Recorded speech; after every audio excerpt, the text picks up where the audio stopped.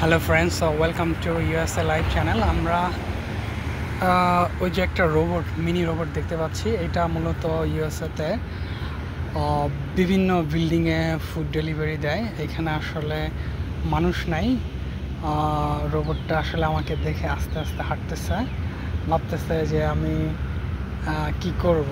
So ও যখন আমাকে pass করবে, ও হচ্ছে আবার জোরে জোরে হাঁটা শুরু করবে।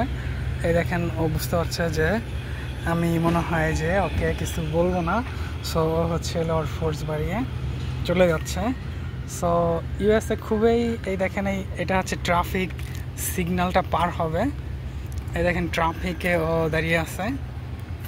এখানে একটা গাড়ি চলে যাচ্ছে, এই জন্য ট্রাফিকে দাঁড়িয়ে আছে, ও যাচ্ছে না। এবং ও দেখতেছে যে ক্লিয়ার রোডটা, এবং ও যাওয়া শুরু করবে এবং যে মাঝখানে দাঁড়াবে, কারণ ওই সাইড থেকে আর একটা গাড়ি চলে আসতেছে। ও দাঁড়িয়ে আছে এবং ও দেখতেছে যে হচ্ছে কোনো সাইডে কোনো গাড়ি আছে কিনা। ও দেখছে এবং ও হচ্ছে চলে যাবে এখন আবার। কিন্তু যেহেতু কাছাকাছি একটা গাড়ি চলে আসছে, সো ও দাঁড়িয়ে থাকবে। এখন মোটামুটি ক্লিয়ার। সো রোবটটি সোজা পার হয়ে যাবে ওপার।